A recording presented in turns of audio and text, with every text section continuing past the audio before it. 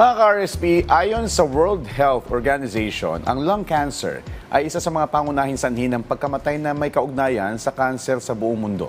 At ngayong buwan ng Nobyembre, ginugunita natin ang Lung Cancer Awareness Month, isang pagkakataon para magbigay pansin, magbigay linaw, at magbahagi ng mahalagang impormasyon tungkol sa sakit na ito. Mahalagang mas lalo nating maunawaan kung paano ito naiiwasan at kung paano natutulungan ang mga pasyenteng dumaan sa ganitong kondisyon. Kaya ngayong umaga sa Say ni Doc, makakusap natin ang isang eksperto, pulmonologist at oncologist, Dr. May Sabando. Magandang umaga po and welcome sa Rise and Shine Pilipinas. Doc May, this is Prof. Fee together with Joshua. Good morning. Hi, good morning po. Magandang umaga po. Good morning, Doc. Doc, pakipaliwanag po, ano po ba yung lung cancer? Kasi ang alam lang ng iilan, nakukuha lang doon sa paninigarilyo.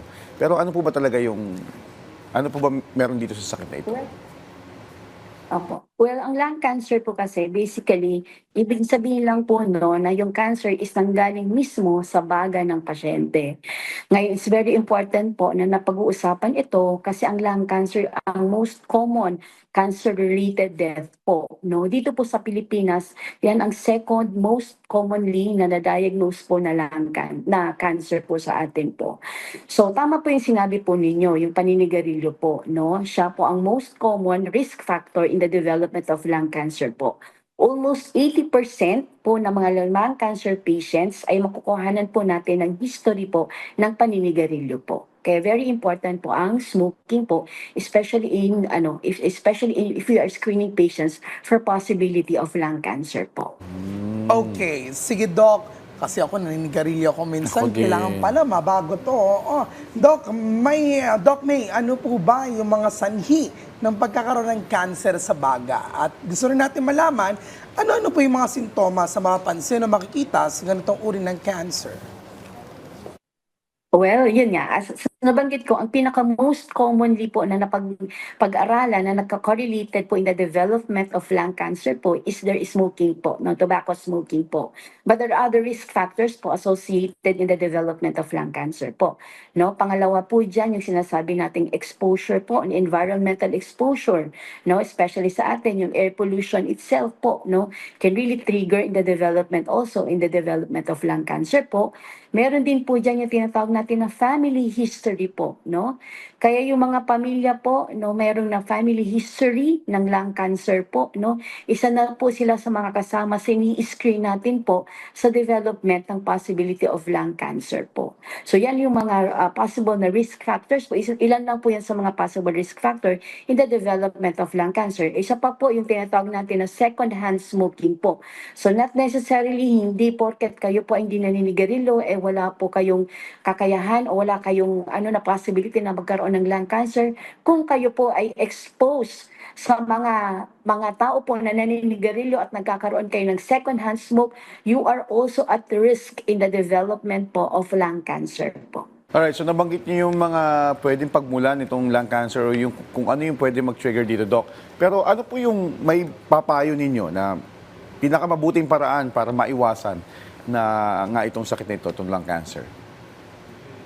Yes, para maiwasan po talaga, we really advocate po to stop smoking, especially in those patients who are already smoking po. Now, meron naman tayong mga lung screening po, no, para po kasi the earlier po kasi natin na-detect yung cancer po, mas maganda po nagiging outcome din po ng mga pasyente na ito.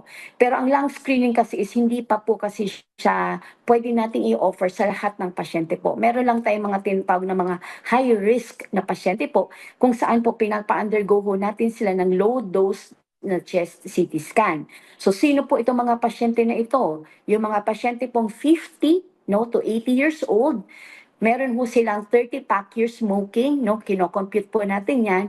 At sila po yung mga currently naninigarilyo or nag-quit ng smoking 15 years ago po.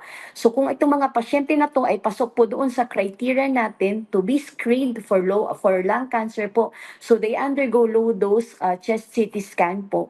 Kasi as I mentioned earlier, the earlier the stage po na detect ang cancer po, the better po ang nagiging prognosis ng mga pasyente. But again, no, what is the most common prevention is very number one po is we stop smoking po.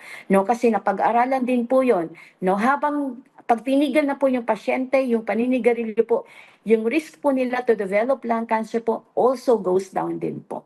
Alright, Doc, pahabol lamang kasi kanina hindi natin nasagot yung sintomas. When do we say na kailangan malaman natin for magpa-check up na for lung cancer? Ito ba'y grabe na yung pag-ubo, hindi na makahinga, and what could be the ways? Meron bang cure na pwedeng gawin or anong first hand na pwedeng gawin dito or kailangan dating or diretso agad sa doktor, Doc? Go ahead. Alright. Okay. So, yung symptoms po kasi ng lung cancer is really also very non-specific po, no? But then some of the symptoms po na ina-advise po namin, kung napansin po nila, yung pag-ubo po nila na palala ng palala, o yung ubo po na hindi mawala-wala, no? O kaya naman po infection, no? Pneumonia na hindi po matanggal-tanggal, no? Mga paninikip po ng dibdib, no? Yan po. Tapos yun nga po, pagbaba ng timbang po nila at yung ibang pasyente po, kung meron po silang mga pagnanakit ng mga dibdib o yung mga likod po nila, mabilis po silang mapagod po. Yan po ang ilan lang po yan sa mga symptoms ng lung cancer. Kasi yan din po ang nakakatakot, no? Minsan, lumalabas lang po yung mga symptoms na yan pag medyo advanced na po yung stage ng cancer po, no? Kaya nga po, hindi ibig sabihin na porket wala ho tayong mga symptoms na iyon, pero nandun tayo sa high risk po na population na nabanggit ko po kanina, no? By all means po, consult po your doctor po, no? Para po mapakita natin ay ma-screen namin kayo for possibility of having lung cancer po. Alright, Doc, maraming salamat po sa pagbabahagi ng inyong kaalaman at ang inyong panahon para sa paalala patungkol sa lung cancer. Dr. May Sabando. Thank you so much, Doc. Thank you po.